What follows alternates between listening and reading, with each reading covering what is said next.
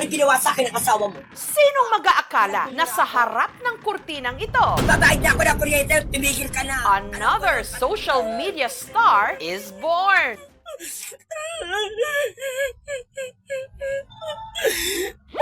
Yung electric fan nga, pati ano nga rin, harap ang init. Ang kanyang content, impromptu acting skit. Mahal naman ako. Mapagbigay naman ako. Diyos ko, Arma. Huwag ka na mag-ano na ganyan. Huwag ka na, Diyos ko, Arma. Huwag mo na ako kontrahin. Kumbaga, ang ano lang, kunyari na, ay ganun ba, ganyan. Huwag mo na ako kukontrahin. Kasi imbis na iiyak ako, di na ako may iiyak kapag kinontrama pa ako niyan. Acting na acting sa heavy drama. Ate, nakikiusap ako sa inyo, ate! Ate, lumayo na kayo sa akin! Thriller. Diyos ko! Diyos ko! Diyos ko! Kahit pa, horror. Nay! Nay, sabi niyo na lang! Tapos na ang KMJS Gabi ng Lagim. Pagdabi mo, nag-iinuman lang eh! Gayunman, in character siya. Kahit pa madalas, may panira sa eksena. Power off. Ano ba yun? The spotlight is on para sa rising social media star ngayon, ang parloristang si Arman, aka Arman Salon. Diyos ko! Diyos ko! Ang nagsisilbi niyang set o studio, ang kanyang salon sa Rodriguez Rizal. Dito ako natutulog, dito ako uma-acting, nagugupit ako, nagre-reban ako, nagkukulay ako. Sino ko? Nasaan ako? Hindi ko alam kung ano ginagawa ko. Nagpapatugtog muna ako ng love song para maiyak ako, para maramdaman ko yung pag-acting ko. Nadadala ko yung istorya. Napakasaya, na-appreciate nila yung ginagawa ko. Bata pa lang, pangarap na raw talaga ni Arman na mag-showbiz. Gusto ko mag-artista, yung mahagip lang ng camera, kahit na snatcher ako. Ganun. Paano pag chismas na? Bakit walang boses yung Di ba ganun mga chismosa, parang ano lang, ganun, di mo marinig. Ngunit naging mailap daw ang oportunidad para sa kanya. Nakikiusap ako sa'yo, ate. Ilayo mo yung mga bata, ate. Pero dahil once an actor, always an actor, todo acting pa rin si Arman kahit pa sa harap ng kanyang mga customer. Ang sabi ko na bantayan mo si nanay, mas lamang, Siyempre, hindi lang... mas lamang pa, mas lamang pa yung mga barkada mo makipag-chismisan, kesa pa inuulag mo si nanay. Kunyari, nakita ko yung mga kaibigan ko, ikaw ang kapal na mukha mo, ha? Ba't gay ka na nagpakita? Ganyan ka na, porque may kaya-kaya ka na, ganyan na ugali mo sa akin. Halika nga, ito makapal na mukha mo talaga. Kahit kailan. Natatawa na lang kasi nakikibagay lang sila eh. Alam naman nila na umaacting lang ako. Tutal naman, inaaraw-araw na niya. Nagka- Bakit nga ba hindi na rin niya gawing content sa kanyang vlogs? Ididimanda kita. Nagalambing pa, oh. Sa susunod na Oo. mga horror, madalas sanib. Inay, may kagat ako, inay. Nakagat ako. Umalis kayo. Umalis kayo. Italali niyo kayo. Ilayo yung mga bata. Madam, hindi ko nagawa yan. Hindi ko nagawa yan. Huwag niyo ko pagbibintagan. Hindi ko magagawa. Madam, tama na po, madam. Paragawa niyo na po, madam. Tsaka. Inay? Ay, yung kalat niyo nga kada umaga. Anong oras kinagigit? Kung bakit ganun na lang ang mga linya ni Arman, malalim raw kasi ang kanyang pinaghuhugutan. Bago nagtayo ng sariling salon, napasok daw muna sa kung ano-anong trabaho si Arman. Ang mga pinaglalako ko, dyaryo, nagtitinda ako ng pandesal, nagtitinda ako ng fishball. Yung kinikita ko nung araw, parang sapat lang talaga. Doble kayod daw talaga siya, hindi lang para sa kanyang sarili, kundi para sa kanyang pamilya. Si Arman kasi, May 5 po kong anak. kailanman hindi raw itinago ni Arman ang tunay niyang kasarian. Dati talaga nararamdaman ko na bading na talaga ako. Nagkaroon ako ng nobyo, nasaktan ako, iniyakan ko siya. Tapos noon, hindi na ako mag-boyfriend, magpo-focus na lang ako sa babae. Hanggang taong 1991, nagsama sina Arman at kanyang nobya na kalaunan naging ina ng 5 niyang mga anak. Ngunit ang kanilang pagsasama na uwi rin sa hiwalayan. Siguro dahil Sabading ako, kaya iniwanan ako.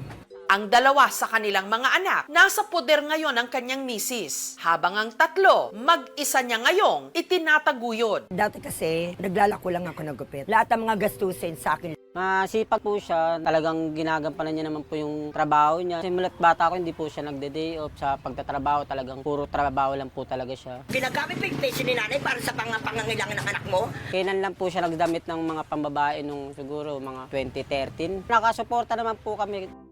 Ngayong buong puso na niyang natanggap ang kanyang sarili, sunod naman niyang naisto pa rin ang kagustuhan niyang umarte. At ang naging entablado niya, social media. Mapagmahal ako sa pusa. Grabe ka. Hindi ako papayag. Lumayas ka na! Hanapin mo yung pusa! Dahil sa nakakaaliw niyang mga skit, Hala, Diyos ko naman, nasayag yung ano ko. Hala. at live streams, si Arman madalas ngayong makatanggap ng regalo mula sa kanyang followers. May nagbibigay talaga sa akin ng mga gifters. Pag kumita na ako ng 2,000, mag-e-end live na ako. Malaking tulong din. May ilang content creators na ring nakipag-collab sa kanya. Kailangan natataranta kami. Ano? Bakit mo ko dinadramahan? Hindi ka dinadramahan. Simula na lumaki ka, simula na di maganda ang trabaho mo, simula na kakapagbigay ka ng pera, ganyan na matrato mo sa akin. Pero kung may idolo raw talaga si Arman pagdating sa aktingan, walang iba kundi si Kapuso Primetime Princess sa pulang araw na si Adelina Barbie Forteza. Kaya mabababang taong gaya ko ay kailangan na matutong maging matapang at itindig ang sarili laban sa matatayog at mapang-aping gaya mo! Alam mo, gustong-gusto ko makita si Barbie Forteza kahit maka-acting, kahit sampalin niya ako, kahit na ano gawin nila sa akin, basta mahagip lang ako ng camera, sobrang saya ko na. Kilig din daw siya sa karisma ng award-winning actor at Maka star na si Romnick Sarmenta. Good morning, everyone. My name is Victor Felipe. I'm aware of the crisis that Maka is in. Malayo pa lang kikiligin na ako. Basta sa akin malakas ang sex appeal niya, saka mukha siyang mabait, saka talagang maamoy mukha niya. E paano na lang kung ang dalawa sa mga iniidolo niyang artista, Ganyan ang ugali mo. kanyang makaeksena? Diyos ko, idol ko. Dali na, please naman, please.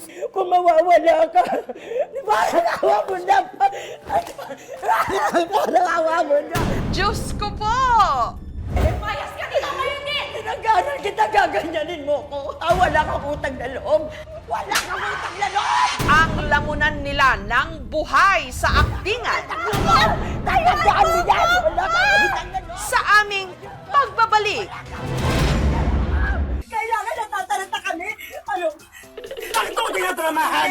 Para masubok pang lalo ang husay ni Arman sa pag-arte, sa araw na ito, isasabak namin siya sa isang pangmalakasang acting skit.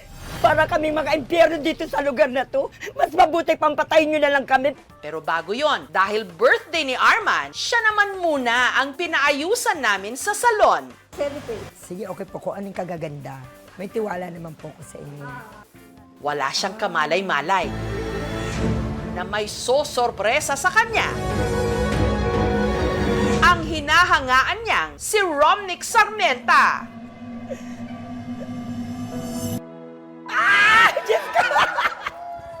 Diyos ko, idol ko. Puso sa puso. Nako, gulong ng balikin. Ay, naku, I love you. I love you. Idol ko, Diyos ko. Diyos ko. Mahal na mahal ko to nung bata. Bata ka pa lang, mahal na kita. Si Piping. Kasi alam ko rin, hindi naman kami nagkakalayo ng edad. Manilin Romnick lang talaga. The best. Parang kasi sin kayo ng ugali, parang ang role niya parang napaka-humble. Magkasunod kami ng Oo. birthday. Mauuna siya sa akin ng isang araw, tapos ako. Pero dahil pinag-uusapan natin ng birthday, may surprise pa kami sa'yo. Ay! Kasi, birthday mo kahapon. Oy, I love you, Romnick. Salamat, Happy Romnick, ha. birthday. I love you, Galing din idol. yan sa kapuso mo, Jessica. So, Si Romnick at Arman, kumasa rin sa aktingan. Actors Q. alis na ako. Ayoko na. Ganun lang kadali yun. Ganun lang kadali. At tagal natin sama. Hindi ko na Lahat kaya. ng pagmamalasakit binigay ko sa'yo. Ayoko na. Bakit naman? Parang awa mo na. Hindi ako mabubuhay kapag wala ka. Napapagod na ako. Lagi lang tayong ganito eh. Nararamdaman ko na yung puso. Aalis ka talaga. Parang awa mo na. Ang hirap naman kasi magpaliwanag sa'yo. Huwag mo na akong pigilan. Naalis na ako. Hindi. Ganun lang kadali yun. Inalagaan kita, minahal kita, nagkasakit ka. Bakit yung pamilya mo, binantayan ka ba? Ako na nagbantay sa'yo. Alam mo yun na buso. Bakit mo ginawa kung isusumbat mo rin lang sa akin? Hindi ko sinusumbat yun. Alam mo yan. Minahal kita, Romnick. Romnick, parang hawa mo na. Aalis na ako. Alis Eto, na ako. natatanda mo si Bubu. Natatandaan mo yan, di ba? Na nagkasakit ka, binigay ko to, gumaling ka. Dahil sa pagmamahal.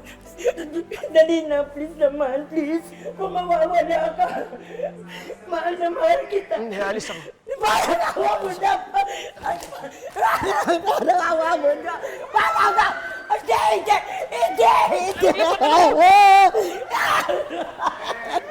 Okay. Ang husay. Salamat, Idol. Thank you, Idol. Husay. Sobrang idol kita, grabe. Maraming. At para maitodo ni Arman ang acting, Diyos ko po! Diyos ko po! Diyos ko po! inimbitahan namin siya sa GMA para sa kunwariang audition. Sa kalagitnaan ng pag-arte ni Arman, aba, may umagaw ng eksena. Sarili ko, sinantabi ko lang. Sarili ko, binasura ko lang dahil mahina utak ko, dahil bobo ko. Sinasabi ko na nga ba? Walang iba kundi si Kapuso Primetime Princess Barbie Forteza. Hi ate, andito na Ay, ako. saan ka galing? Lumabas lang kami nung bago kong boyfriend. Grabe, sobrang sweet niya talaga. Ba't nandito yung sila, Bubo? Eto, natatanda mo si Bubo. Na nagkasakit ka, binigay ko to. Kailan ba kayo naging kayo? Last week. Bakit? Inagaw mo na yung sinanay, inagaw mo na si tatay, pati nag-iisang mahal ko, agawin niyo. Sandali lang. Ikaw? Alam mo lahat na sa'yo na maganda, matalino, pagmamahal ang magulang, ipinagmamalaki ka ni nanay. Pero ako, Mabait naman kayo. hindi, bakit ganun? Parang wala nagmamahal sa akin. Meron. Ba't nagmamahal? Huwag mo akong hawakan! Ito lang ako talaga. Hindi sa'yo na. Sa'yo na yan. Ayoko na! Madamot ka! Ano gusto mo Gusto lumayas mo, sa lagi ko nasasaktan! Gusto mo? Si Arman na carried away. Wala kang utang na loob! Wala kang utang na loob! Tayandaan mo yan! Wala kang utang na loob! Tayandaan mo yan! Wala kang utang na loob! Ayun ka! Wala kang utang na loob! Wala kang utang na loob! Tatandaan mo yan! Ayun! Pero all's well that ends well naman sa kanila. Lalo pat itong si Barbie, aliw na aliw din pala kay Arman.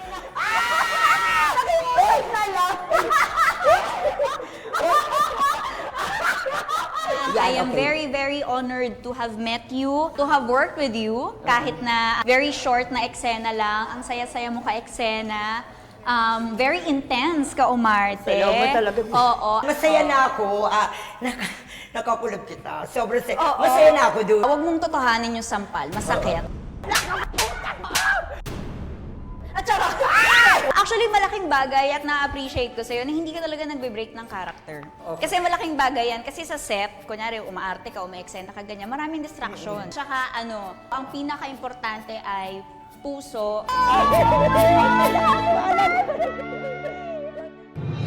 Ang ating buhay, punong-puno man ng drama, horror at aksyon. Importanteng nakukuha pa rin nating tumawa. At anuman ang papel natin sa buhay, siguraduhing magagampanan ng buong husay.